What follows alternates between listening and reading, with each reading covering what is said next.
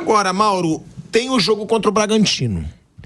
E é claro que o Tite está pressionado. É o que eu falo sempre, a minha opinião. Eu acho que o Tite tem que ser muito criticado. Ah, tem que cair? Não. Até porque nem tem nome no mercado e o Flamengo também não deixa ninguém ficar. Agora, minha maior crítica, o Flamengo não cria. O Flamengo não cria. E isso me incomoda nas perguntas de coletiva. Aí o Tite diz, o que falta? Trabalho. Vamos trabalhar. Tá bom, mas não é só trabalho. Como é que esse time vai criar? Por que esse time só toca a bolinha pro lado, joga a bola lá pro lado, bola na área? Não tem. Não tem jogada de criação do Flamengo. Eu tava até acompanhando sua live, que eu falei aqui. Você vê como eu acompanho, como eu dou audiência, Mauro César Pereira. Obrigado. Tava acompanhando lá a sua live... Quando você até falou, o único nome que tem hoje é o Carvajal. Eu desafiei os malucos lá, tem um monte de maluco que aparece, né? Tem que mandar embora todo mundo, não sei o quê. Aí os caras acham o seguinte, se você não faz coro com essa loucura, que você passa a pano.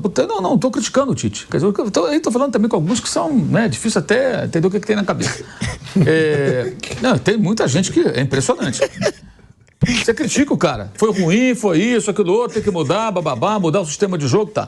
Mas não adianta, assim, tá ruim, não é que tem que trazer o outro para consertar. Ele tem que consertar.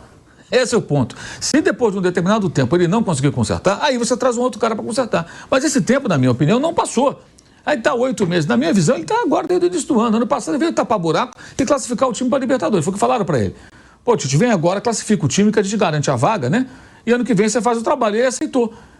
Então ele pegou ali o bonde andando, não podia dispensar jogador, fazer mudanças bruscas, tinha que conduzir a coisa, né, com muito cuidado para conseguir a tal vaga. Conseguiu a vaga e correu o risco de perder. Com aquelas derrotas para o São Paulo, para o Atlético, o Grêmio, né, que foram com ele, para o Santos. 4 derrotas. Né? E, enfim, começou bem o ano. Ganhou o Campeonato Carioca, é o que tinha para disputar. Ganhou bem, com autoridade, não tomou gol, foi invicto. Tá bom. Aí agora tem um momento de estabilidade. 2, 3 jogos ali que foram ruins, de fato.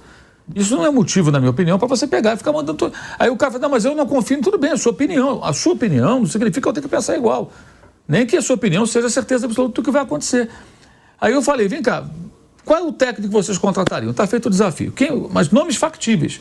Aí é Ney Franco, Valdemar, Papai Joel, Mano Menezes, Felipão. Imagina o Felipão no Flamengo. Os caras falam que o Tite é retranqueiro. O Felipão monta o time todo fechadinho ali, ligação direta. Pô, vão enlouquecer. Tem um que eu acho factível, que você não achou. Um que eu acho factível, mas que eu não quero, porque eu não defendi nunca a demissão do Tite. Eu só digo que ele tem que ser muito criticado. O Vojvoda. Eu acho que ele sairia do Fortaleza pro Flamengo. Já teve Corinthians, Vasco, foram atrás dele. E aí vem uma outra questão. O Vojvoda tá lá em Fortaleza. O cara vai, a não ser que o cara pense no dinheiro, mas eu acho que ele não pensa tanto no dinheiro, que ele teve propostas melhores e não quis sair. Você entrar no Flamengo hoje, sabe o seguinte, cara, eu vou para um clube que... Você pode ser demitido em 3 meses. Porque eu sou demitido, porque você ganha o dinheiro, mas queima a sua imagem. Tem isso também pro cara. Ele ganha uma grana, mas aí ele fica ali com o filme meio queimado, não é interessante pro cara. No meio da temporada, eu não sei se ele iria. E daria certo? Será que daria certo com essa maluquice toda?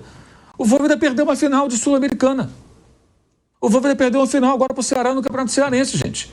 Se é no Flamengo, o Vojvoda perde Flamengo e Vasco. O Vasco é campeão nos pênaltis em cima do Flamengo, perde a cabeça dele. Ou Fluminense, ou Botafogo, ou não. Claro que sim. Então o cara percebe isso. Então não é tão simples. O único nome que de todos... Aí uns falam do Klopp, Guardiola. É zoeira, não é sério. Não é sério. Nomes impossíveis. Ancelotti. Aí um lá foi lá colocar, o Carvalhal, tá sem clube. É verdade, tá sem clube. Mas mesmo assim, você vai ter que trazer o cara de Portugal. Você não consegue assim, no estalar de Deus. Quando demitiram o Domenech, o Rogério Ceni estava lá no Fortaleza, ligaram para ele um dia, acertaram. No dia seguinte, o Rogério estava no Rio dando treino, e no outro dia treinou contra o São Paulo, na estreia dele. Foi até aquele jogo que o Hugo foi driblar o Brenner, né? E o Flamengo perdeu o jogo. Ele jogou até melhor que o São Paulo aquele jogo. E, enfim, você não vai trazer o Carvalhal tão rápido.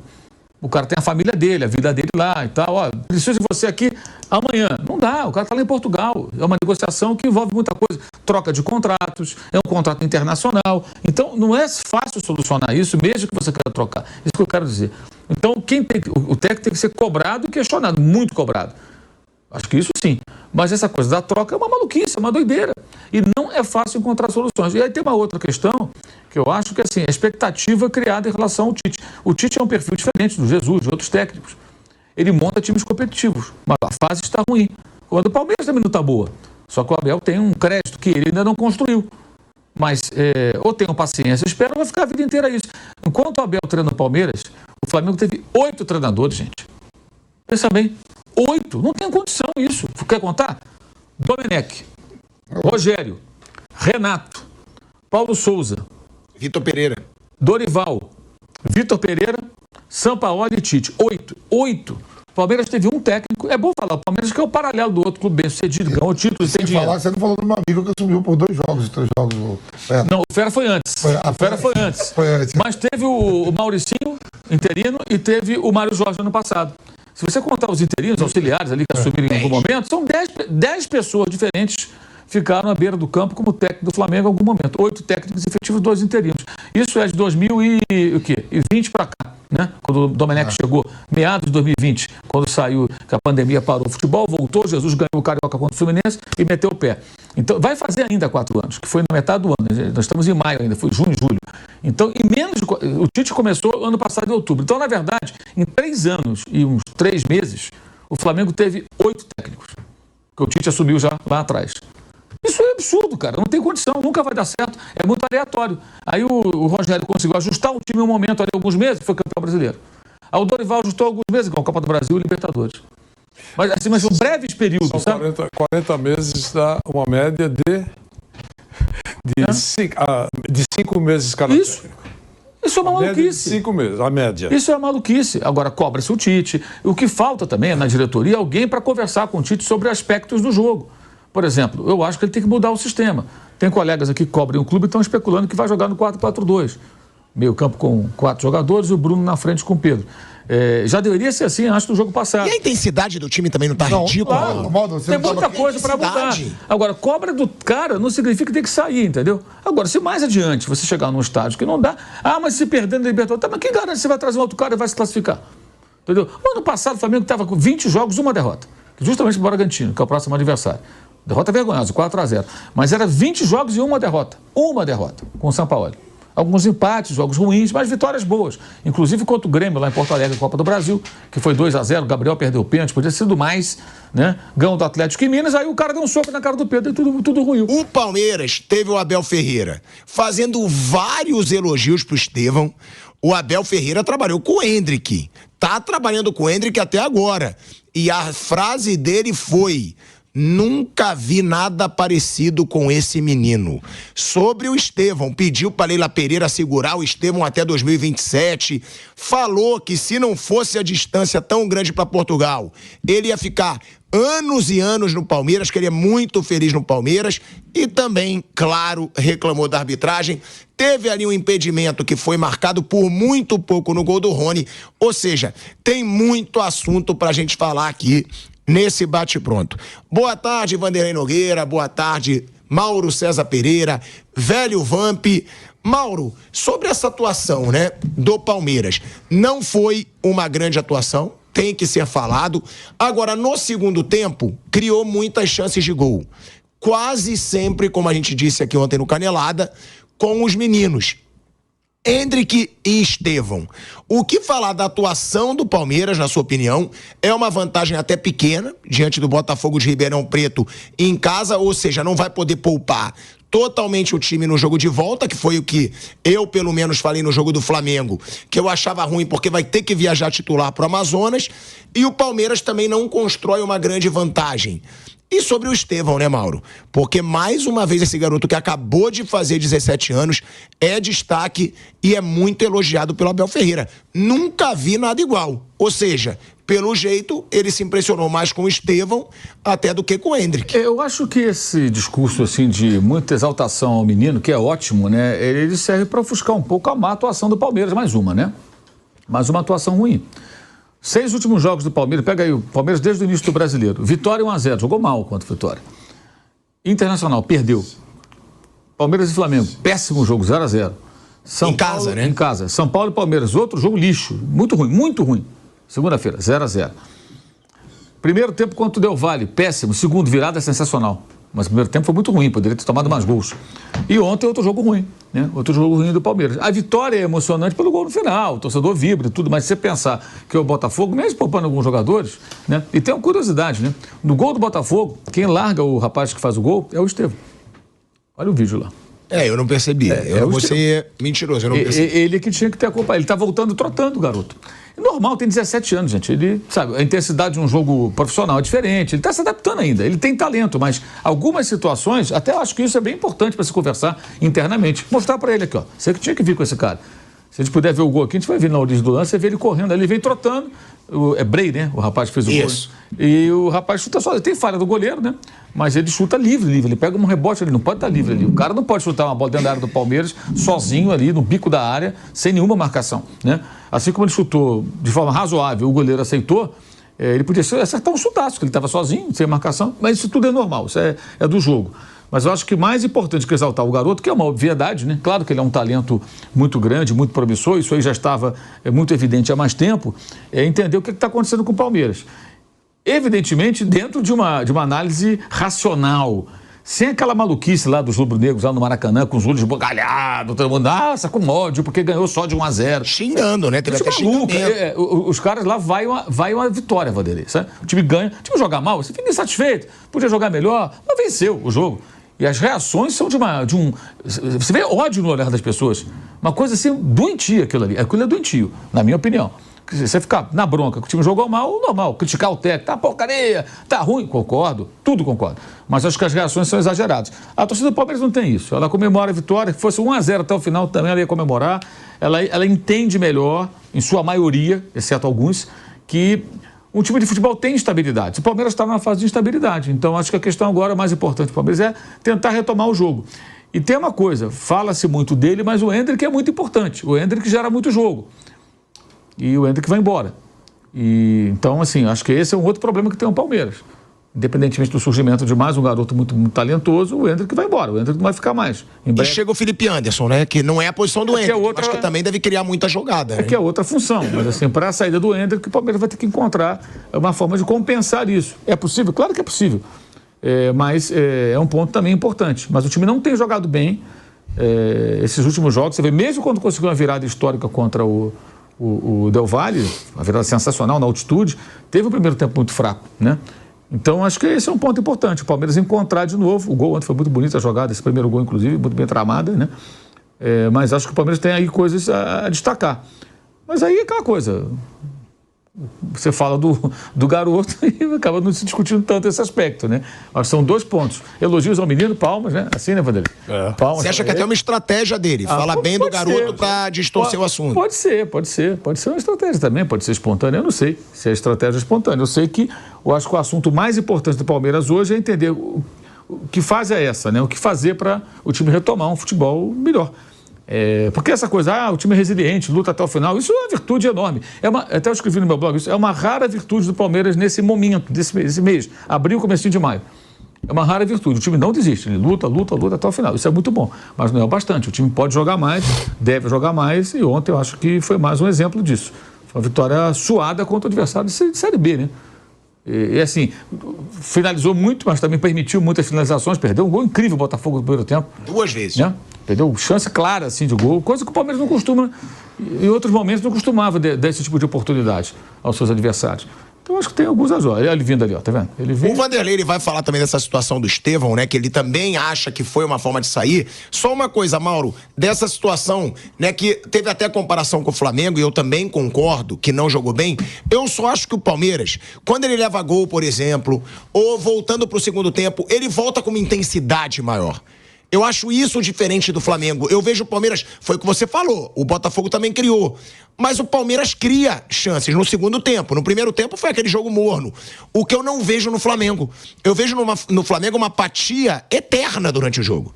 O Flamengo não muda quando ele leva gol. O Flamengo não muda quando o adversário perde um jogador. Isso eu acho uma diferença. Você não acha? Não, tem, eu acho que o Palmeiras imprime uma intensidade grande quando ele precisa. O Flamengo não. Tem claras diferenças. Também tem diferença dos adversários, né? O Flamengo jogou contra um time que só se defendeu, tomou um gol, continuou se defendendo e ficou ali até o final. O Botafogo não jogou só se defendendo. Tanto que ele também agrediu, atacou e aí ele dá mais espaços. Foi um jogo mais franco de ontem do que o de quarta-feira. Mas isso sem dúvida. O Palmeiras é um time muito mais vertical, muito mais objetivo. E esse é um dos pontos que geram, na minha opinião, algumas das críticas mais pertinentes com relação ao Tite. O time é um time burocrático, previsível, E ele precisa mudar o sistema, ele tem que fazer alguma coisa. Ele está muito... Por exemplo, na quarta, sem querer mudar de assunto, mudando rapidamente, na quarta-feira eu imaginava o quê? Alan, De La Cruz, Gerson e Lohan centralizado. Como ele joga na base, ele é meia. E na frente, Bruno Henrique e Pedro com mais liberdade, espaço para o Bruno se movimentar, tirar um pouco aquela cordinha que está prendendo o Bruno Henrique na ponta esquerda. Ele não pode jogar só ali, ele tem que ter liberdade para circular. Tá tirando o potencial do cara, do Bruno Henrique. Ah, não, ele pôs o Lohan na ponta direita. Ele parecia o Everton Ribeiro, que é um ponta armador, o cara que pega a bola e traz para o meio com a canhota. O tempo todo, porque a vocação dele é meia. Ele busca a tabela, busca a jogada na diagonal.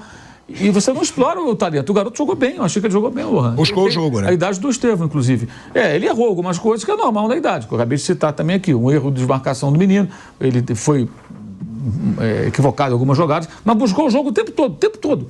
E arriscando, driblando, indo para cima. E ele jogando centralizado, talvez pudesse até render mais.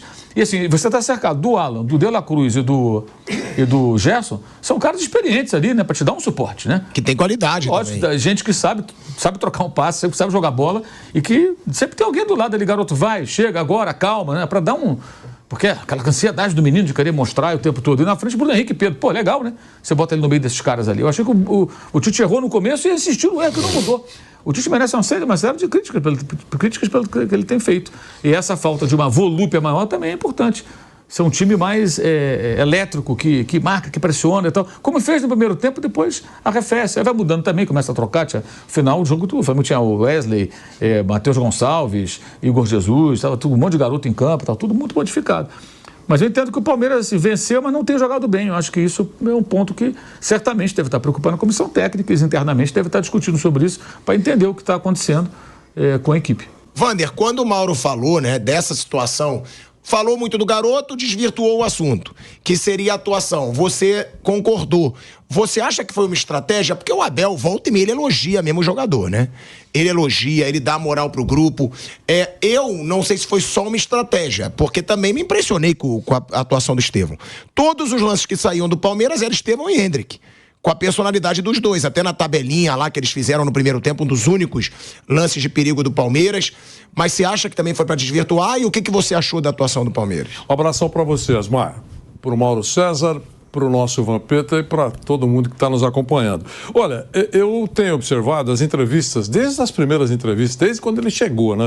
Eu presto atenção nesse negócio de entrevistas, porque eu acho que sempre se tira alguma coisa. Lá no conjunto da obra, sempre se tira alguma coisa. Ele não marca por elogiar jogadores. Quando isso acontece, eu acho sempre que tem um recado. Não é uma crítica, mas é um recado. Ele prefere elogiar o time, a aplicação, tem orgulho desse grupo, são os meus parceiros de todas as horas. Ele fala no conjunto. De quando em quando ele encaixa um jogador, normalmente é porque ele acha que o jogador está sendo muito criticado, está sendo muito vaiado. Tem feito isso muito com o Veiga, não é isso? O Veiga tomando muita pancada, ele sempre destaca, mesmo jogando mal, sempre destaca a importância, enfim, o talento, a coisa toda do Veiga. Estou falando tudo isso porque quando ele destaca um jogador, eu entendo que tem algum tipo de recado. Ele destacando o Estevão, que é mesmo um jogador muito bom, eu acho que ele quis dar algum tipo de recado. Ou para a direção, para não vender tão já, ou então até para valorizar, atenção, para valorizar num determinado momento do negócio, um técnico tão importante, tão influente, né? Tão vencedor, destacando um jogador, ele sabe o que está falando sobre o talento daquele atleta. Então eu acho que sempre tem um recado. Talvez até já para valorizar desde agora, porque dentro de semanas o Hendrick vai embora. Eu imagino, a gente e eles, né? O Palmeiras ficará com mais uma joia por mais algum tempo. Então sempre tem um recado nesse esquema. E quando ele faz isso com um jogador que está na mídia, a entrevista rola e não se fala tanto do desempenho. Esse é o negócio. Desempenho. O Palmeiras realmente não tem vocação para perder. Ele disse recentemente, nós não estamos acostumados a perder. É verdade, mas estava acostumado o Palmeiras e também a torcida a vencer. Um jogo atrás do outro. Um jogo atrás do outro, essa era a intenção e esse era o objetivo do Palmeiras sempre, na opinião da torcida. Nos últimos 6 jogos, o Palmeiras venceu 3 partidas, o Palmeiras teve 2 empates e teve uma derrota contra o Internacional. Né? É uma campanha normal, nada trágica, mas menor do que a expectativa dos torcedores do Palmeiras e do próprio Abel Ferreira. Então é isso, eu acho que o desempenho do Palmeiras não tem sido bom nos últimos tempos. Os resultados têm sido bons, mas o desempenho não. Essa é a abordagem. E também o Botafogo não é, digamos assim, o Manchester. Tem que entender, jogou em casa e não jogou bem. Ganhou, é o que importa, eu acho que tem que ter sabor doce, mas avaliar que o futebol do Palmeiras não está nos trinques, como estava até algum tempo atrás, é uma verdade. Pode incomodar alguém, mas é uma verdade. O Palmeiras precisa jogar mais para voltar a inspirar voos maiores, porque ele vai enfrentar dificuldades aí com outros adversários. Mas agora a temporada que você falou assim, tipo, pô, o Palmeiras reage, não sei o quê. Se você pegar... O Palmeiras, eu acho o seguinte, não, que você o Palmeiras, assim, ele bota eu acho, no jogo quando ele leva eu acho que o Flamengo... Ele não fica ali morno, eu acho que o Flamengo, como se nada tivesse acontecido. O Flamengo não fez ainda grandes jogos na temporada, como o Atlético Mineiro vem melhorando agora, por isso que o treinador foi trocado. O Filipão saiu do Atlético Mineiro. Havia uma cobrança de um melhor futebol jogado. As campanhas são muito iguais, professor. O Flamengo perde 2. Na temporada, o Palmeiras também perdeu 2. O Flamengo ganha de 1-0, o Palmeiras ganha de 2-1. O Atlético Mineiro está sobrando um pouco, porque é líder geral na Libertadores. Mas os 3 ganhou... Não, mas aí eu concordo, mas tem uma diferença. O Abel ganhou tudo no Palmeiras, o Tite ainda não ganhou no Flamengo. Chegou agora. Eu sei, mas claro que dá uma diferença. Você mesmo fala que se o Palmeiras jogar mal, o torcedor palmeirense não vai xingar o Abel como qualquer torcedor vai xingar o treinador. Porque o cara já ganhou tudo, ele tem ali uma capa, ele tem uma casca. Então, ele tem essa gordura, Qual os treinadores do Brasil hoje que tem essa gordura, que está comandando? Só ele e o Vojvoda. Não, o Renato Gaúcho.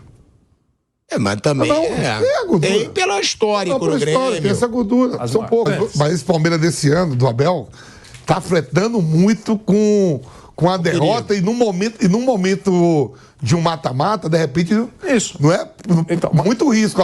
Mas por exemplo, ele correu o risco contra o time do Papa. Jogou mal pra caramba. O time do Papa lá, o São Lourenço, era para ter goleado o Palmeiras. Aí depois ele enfrentou com o Del Valle, que era para ser um bombardeio Foi um bombardeio no primeiro tempo. O Palmeiras tá conseguindo virar jogos e aí virou esse time da virada. Vai no mata-mata... E mais uma vez Mauro César chamando atenção para a grande mídia tendenciosa. Quer dizer que, quando o Palmeiras joga mal, mas vence no final, é o grande Palmeiras do Abel. Mas quando o Flamengo joga mal e vence no final também, é o fraco Flamengo do Tite. Você concorda com isso, torcedor? Será que não tem uma intenção por trás? Será que a intenção não é bagunçar o clube rubro-negro para que se perca o foco? Bom, deixa aí nos comentários a sua opinião e se você concorda com a fala de Mauro César. E agora eu quero ler uma notícia aqui com vocês. Uma notícia boa aí pro Mengão da massa. Flamengo vende atacante para futebol português. Vocês lembram desse jogador aqui, nação? Esse é o André Silva. A Estrela Amadora de Portugal fechou a contratação em definitivo de André Luiz. A janela de transferência do futebol europeu se aproxima e os clubes começaram a se movimentar de olho na próxima temporada. Bom, basicamente aqui o Flamengo acertou a venda do André para o Estrela Amadora, que já estava atuando lá por empréstimo no clube de Portugal, e a venda foi definida em 600 mil euros, que gira em torno de 3,8 milhões de reais na cotação atual. O Flamengo vendeu 70% dos direitos do jogador e ficou com 30% para uma próxima venda. E aí, torcedor? Você acha que o Flamengo fez uma boa negociação? Será que valia mais? O jogador tinha espaço no Flamengo? Eu acredito que, sinceramente, há um bom tempo já não tinha espaço. É um bom jogador. Na época ele foi até comparado com Bruno Henrique por suas passadas largas, é um jogador veloz, gosta do jogo agressivo, mas infelizmente, ou felizmente também, o Flamengo tem um elenco muito recheado, um elenco difícil de conquistar uma vaga. Mas no final das contas o Flamengo acaba faturando 3,8 milhões para os cofres rubro-negros. Torcedor, eu vou ficando por aqui. Se você curtiu o conteúdo, já deixa o seu like, se inscreve no canal e até o próximo vídeo.